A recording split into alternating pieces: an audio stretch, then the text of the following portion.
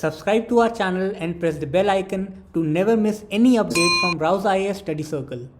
Join the only official Telegram channel of RAU'S IAS Study Circle to get the relevant materials and important updates. Hello and welcome to the Daily News Simplified, the what, why and how of the newspaper analysis from the Civil Service Examinations perspective. So today we are going to discuss the Hindu Delhi edition dated 23rd July 2022. The topics which are to be discussed have been displayed on the screen and the timestamping of the same has been provided in the description box below. Starting with our first topic and very important topic. This topic has appeared at page number 8 in today's The Hindu newspaper, and this topic talks about the simultaneous elections and its proposal to be held across India. The context of this very topic is that recently this proposal of holding the Lok Sabha as well as the state assemblies elections had been referred to the Law Commission for a practicable roadmap and a framework that can be carried out. As far as the syllabus is concerned, this topic directly falls under the General Studies Paper 2 because it has the governance, constitution and polity as its important sections. Even if you go by the previous year question paper analysis, this theme has been asked in 2017 mains paper by UPSC. The question said that simultaneous elections to the Lok Sabha and state assemblies will limit the amount of time and money spent in electioneering, but it will also reduce the government's accountability to the people. Discuss. Now in this particular question, the Commission has restricted the scope of dimensions of answers because it has given you the context in which you have to write your answers, and that context is reduction of time, reduction of money, and on the other hand, the reduction of accountability of the government. However, in today's session, we will be discussing all the dimensions associated with the simultaneous elections. In this session, we will be discussing the merits, issues and demerits, the recommendations which have been given till now by various bodies, as well as the way ahead. So now we will begin our discussion in detail. Now, as we all know, the simultaneous election basically refers to conducting the elections at the same time of the center, that is the parliament, as well as the state legislative assemblies. Now, not just the constitutional bodies or the law commissions, but even our Honorable Prime Minister has also been of the opinion that the simultaneous elections should be held across India. In this very regard, now we shall discuss the merits associated with this very proposal. Now the first and the foremost importance of this proposal is that if we are able to conduct the simultaneous elections, it will reduce the expenditures to a huge extent, and that expenditures will be reduced for all the important stakeholders which are involved in this election process. For example, the government. Now the government expenditure will be reduced because if number of elections are taking place on different times in particular year, then the government has to spend a lot of money, for example, in arranging the security arrangements. Similarly, managing all the election machineries which is deployed across the country or the state. So in this very sense, if we can combine the elections at a particular point of time, then there will be a drastic reduction of the government expenditure.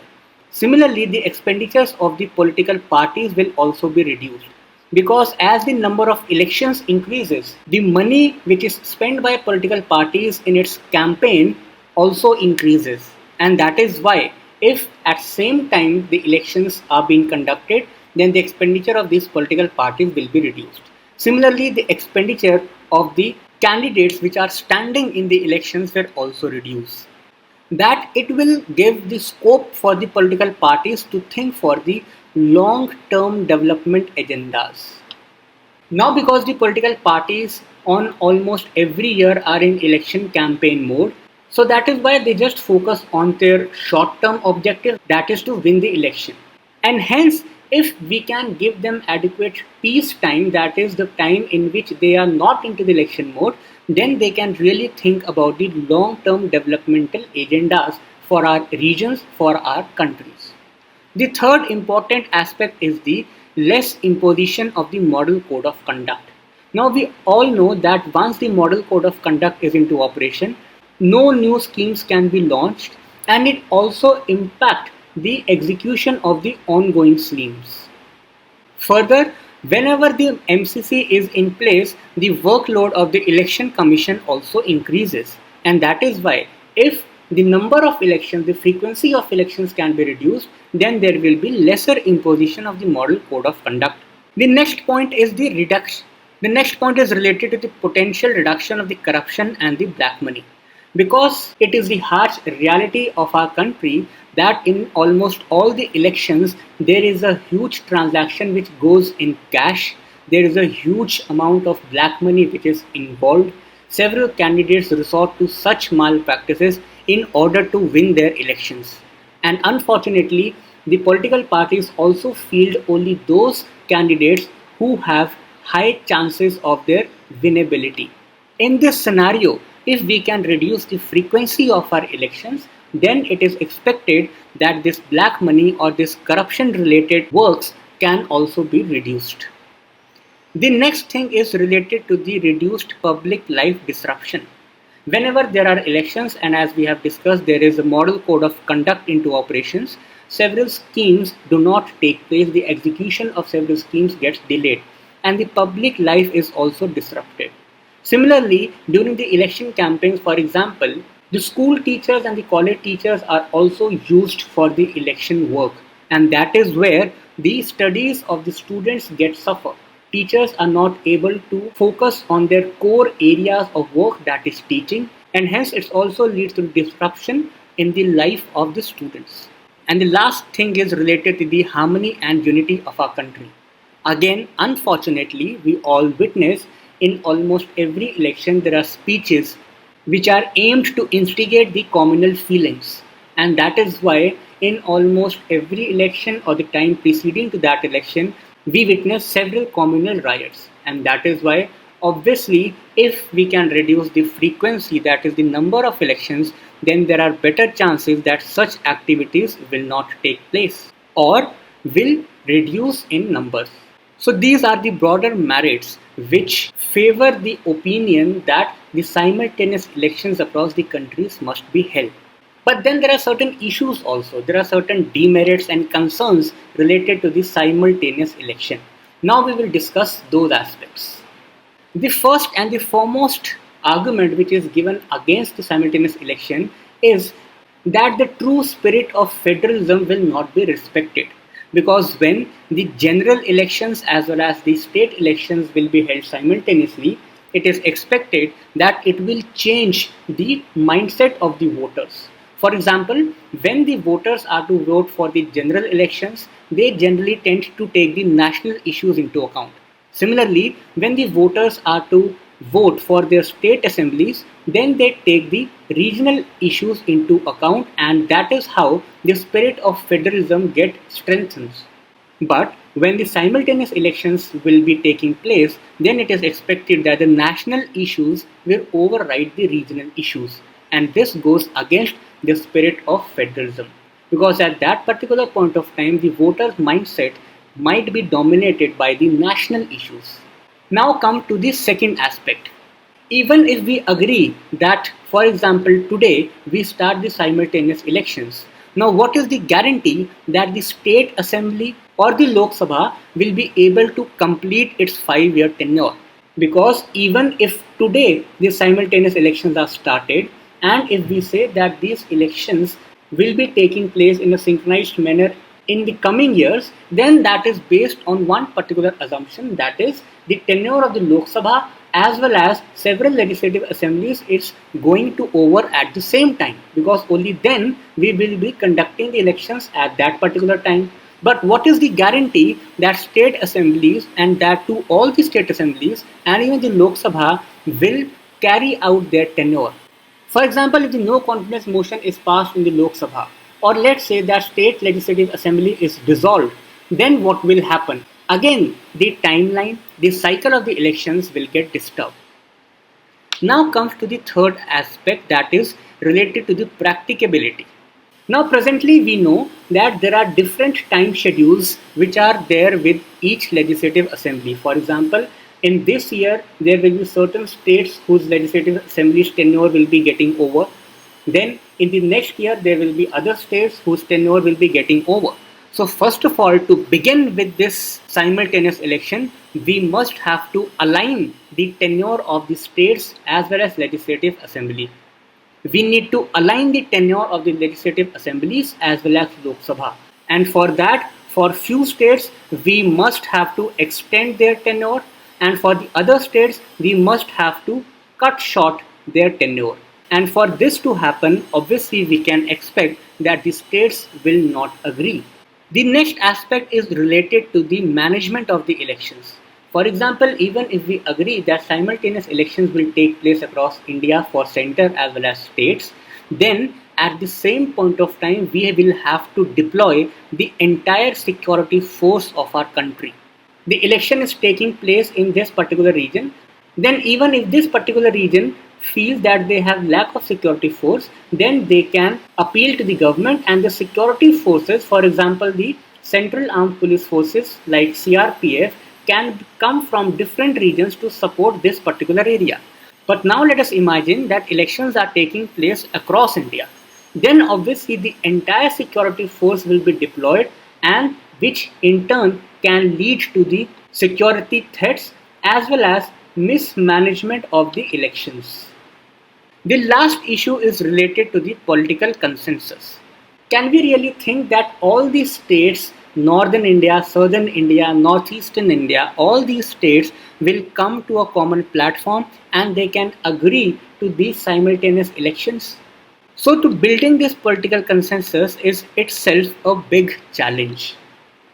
And that is why these are some of the issues and concerns which are hindering the prospects of the simultaneous elections.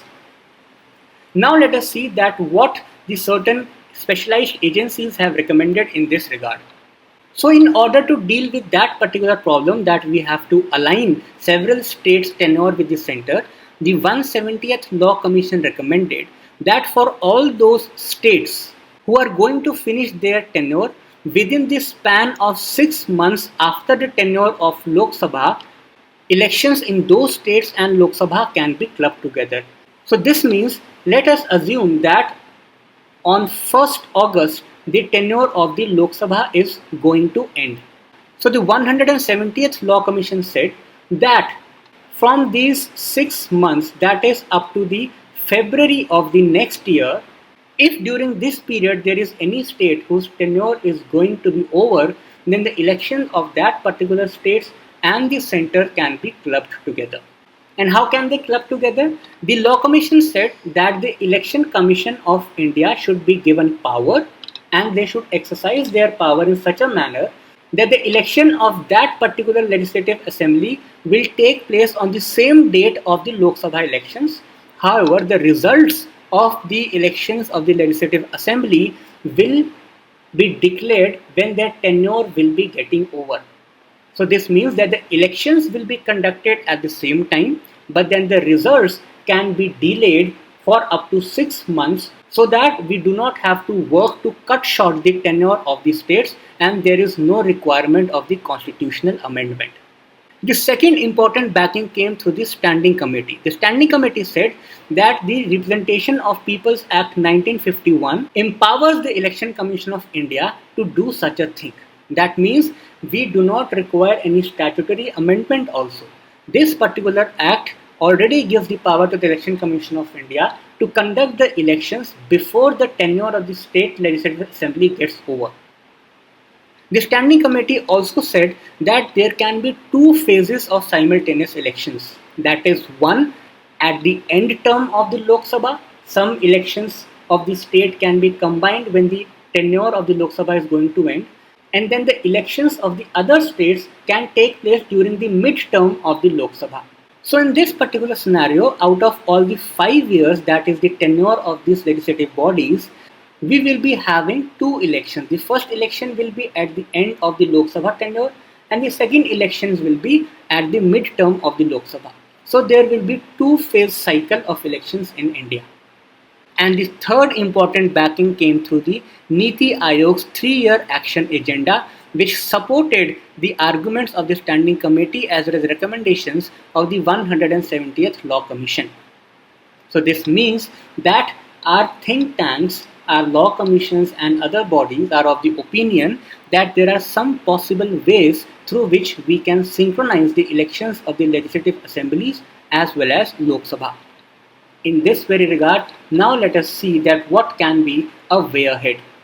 The first and the most important thing is that the center must work towards generating the all-party consensus, because this thing cannot be imposed on the state assemblies, and moreover, as we know that federalism is the basic structure of our constitution, and hence the governments must work to build the all-party consensus, whether it is ruling at the center or it is ruling at the state level.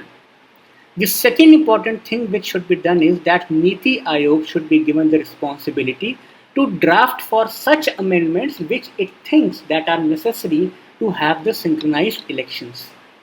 And the third important thing is that Election Commission must be directed to prepare and be ready for the administrative framework, that if our country moves ahead with the practice of simultaneous elections, how that elections is going to be managed. That framework should be laid down by the Election Commission. So in this sense, we can proceed towards thinking the simultaneous elections in our country. Now we shall revise this topic in brief once again. At the first, we understood that what are the simultaneous elections? They are synchronized elections at the central as well as state levels. Then we came towards the merits of these simultaneous elections, and we saw that it can reduce the expenditure of various stakeholders. It can give adequate time to the political parties to think about the growth and long-term developmental agendas. Further, it will also reduce the time for which the model code of conduct is imposed in some particular region. Then we saw that there can be potential reduction in the corruption, black money, as well as the public life disruptions. Further, this can in turn lead to increase in the communal harmony and to preserve our diversity. Next, we came to certain issues and concerns, that is demerits of this particular idea. The first issue was that it is predicted that in the case of simultaneous elections, the national issues might override the regional issues and can threaten the spirit of federalism. The second issue was related to the practicability of thinking, that is there any guarantee that even if today we start with the simultaneous elections, the tenure of the legislative assemblies as well as the Lok Sabha will end at the same point of time in coming years? The third issue was related to the difficulty in aligning the states with the center tenure, because for this we have to extend the tenure of few states and we have to cut short the tenure of the other states. Next issue was related to the security aspect, that for simultaneous elections, entire security force will be deployed across the length and breadth of India. And the last issue was related to the political consensus and challenges to build it up. In this very line, then we discussed certain important recommendations which were given by the 170th Law Commission as well as Standing Committee, and these recommendations were supported by the Niti Aayog's 3-year action agenda. The most important recommendation in this was that we can go for the 2-phase cycle of the elections, one at the end of the Lok Sabha tenure and other at the mid-term of the Lok Sabha tenure. And in this very line, in the last, we discussed that how India should proceed with this. The governments must work in order to build the all-party consensus. Niti Aayog must be given the responsibility to think about all the amendments, whether the constitutional amendments or the statutory amendments, which are to be made for this. And the Election Commission must also come up with some management or administration related framework to conduct these simultaneous elections. Now this topic is in relation to the recent currency depreciation which India has faced up to a very huge extent. And this topic is very important from India's macroeconomy perspective as well as civil services examinations perspective. In today's newspaper, this theme has been repeated at several places. For example, the same theme is there in the editorial section. Similarly, the article section also covers this very theme. And then at the business page also, there is a theme on the rupee volatility. So that is why in today's session, we are going to discuss with the basics of the currency depreciation and its several short-term as well as long-term impacts. As well as the civil service examination is concerned, this topic is relevant from the prelims as well as from the mains perspective. So UPSC in previous years have asked the question in this manner. The questions that consider the following actions which the government can take, and these actions were to be taken in the context of reducing the current account deficit. There were three actions given. First was related to the devaluation of the domestic currency, and the others were related to the export subsidy as well as suitable policies for FDI and FFI. So to answer this particular question, obviously you need to understand the basics of depreciation or devaluation of the domestic currency. So first, what do you mean by the rupee depreciation? The rupee depreciation indicates that our currency is falling vis-a-vis the other currency. Mainly, we measure it with respect to the dollars, that is US dollars.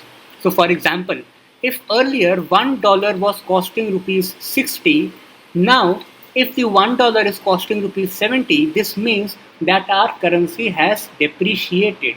The strength of our currency has reduced, because earlier just by giving 60 rupees we were able to get $1, but now for that very dollar we have to give rupees 70.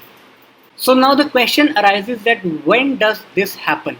Now, as we all know, the basic demand supply concept. Now this very concept suggests us that whenever there is a situation of excess of demand of something, then the value of that will increase. And if the supply of that very thing is increasing, then the value of that thing will decrease. So similar happens in this dollar and rupee scenario. For example, if the supply of the dollar is increasing, then obviously the dollar will be reducing its strength, and hence the rupee will be increasing its strength. On the other hand, if the demand of the dollar is increasing, then the value of the dollar will increase, and hence the value of the rupee will decrease. So by this we understand that there are two scenarios. One, if the demand of the dollar increases, then we will be having rupee as depreciated. Second, if the supply of the dollar is reducing, then also we can have the rupee depreciation scenario. The idea is we just have to focus on the shortage of the dollars, or on the other hand we can say the excess supply of rupee. So how does this happen? So now we just have to focus on the shortage of dollars. All those activities which are resulting in the shortage of dollars, this will mean that the rupee will be depreciating. For example, first is the increase in imports. Let us assume that we are importing some shoe from the foreign country. So in order to buy that shoe, obviously we need to provide dollar to that country or that seller. So that means we are getting the shoe, and in return we are sending our dollars to the other country, and hence the shortage of the dollars in our country. Similar thing happens in exports. For example, if there is a reduced export, the exports are getting reduced, then what will happen? Now let us take the same example in the opposite scenario. Now we are the exporters of the shoe. So when we export shoe, obviously in turn we get the dollars. But now because our shoe export is getting reduced, then the dollars which are incoming to our country will also get reduced, and hence again the shortage of dollars. Similarly, the investments in the form of FDI or FPI. Now because it is investment, and hence the dollars will be coming to our country. So if these FDI and FPI are getting reduced, then obviously the dollars which are incoming to our country will also get reduced. Similarly, if the remittances are reducing in our country, obviously then also the dollars are reducing in our country. So these are the four ways in which we can experience the shortage of dollars, and hence the rupee depreciation. Now let us see that what can be the impacts of this on the economy. So we can divide the impacts broadly in two ways, that is the short-term impacts as well as the long-term impacts. Let us understand how does this happen. In short term, the exports from India will increase. Now think about it, why will it happen? So let us understand this again from our example of that shoe. For example, let's say that I was selling that shoe, I was exporting that shoe at rupees 70, and at that particular point of time this was costing as $1. So for one pair of shoe, that is rupees 70, I was getting $1. But now the rupee has depreciated. So what will happen? This shoe will be sold in the international market at a cost less than $1. So earlier the foreign purchasers were providing me the $1 for that shoe, but now because the rupee depreciated and hence they are getting that same pair of shoe at a cost of less than $1. So in a way it increases the export competitiveness of that pair of shoe and hence the exports increase, and similarly the imports become costly and hence the imports reduce. The reason being, again, if I am importing the shoe of rupees 70, I was giving earlier $1 for it, but now for that $1 I will be giving rupees 80. Earlier I was giving rupees 70, now I am giving rupees 80. So obviously my imports have become costlier and I will be discouraged to import that pair of shoe. And because of this we can say it is favorable to our current account deficit because our exports are increasing and our imports are getting reduced. But that will be in the short term. In long term, because we understand that we are import dependent country and hence we cannot reduce our imports to zero. We have to import certain items. For example, the crude oil, we have to import it no matter what the cost is.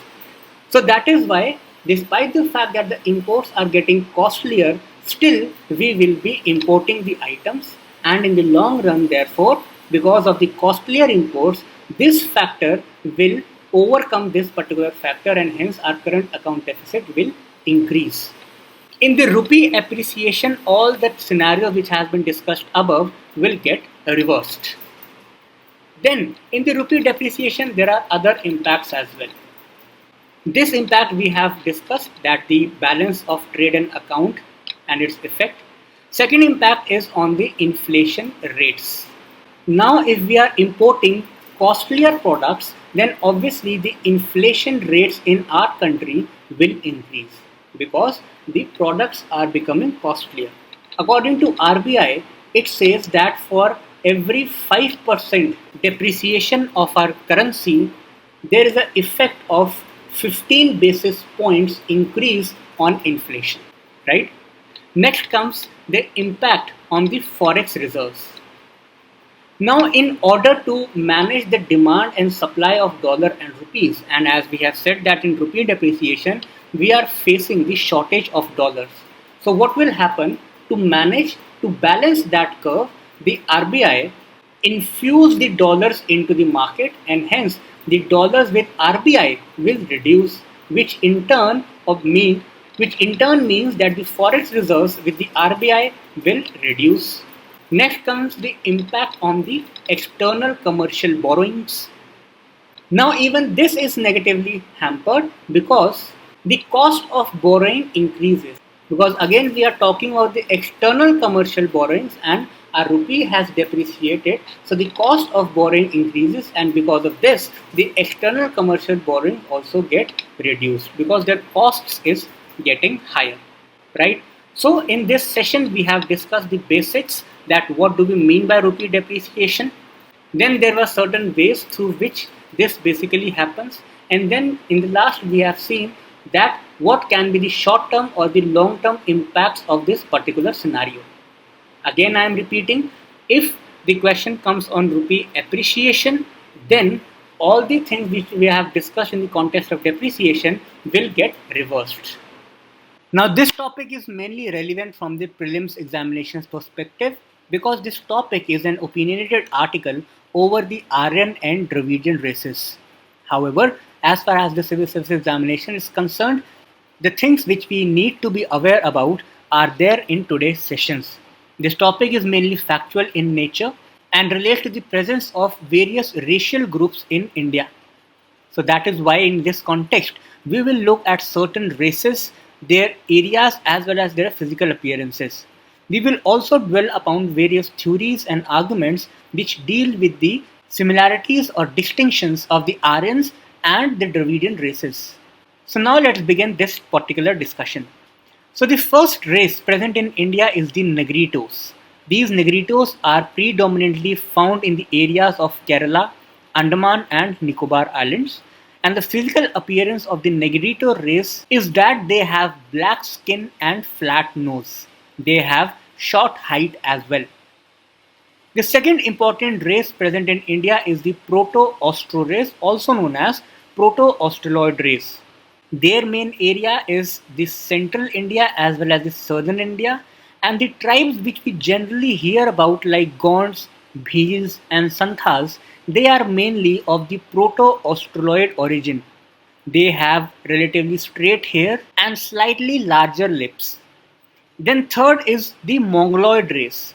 Mongoloid race have their genetic similarities with the people present in the Tibetan area, and that is why the areas of these Mongoloid race are the Ladakh region as well as some parts of the northeastern India.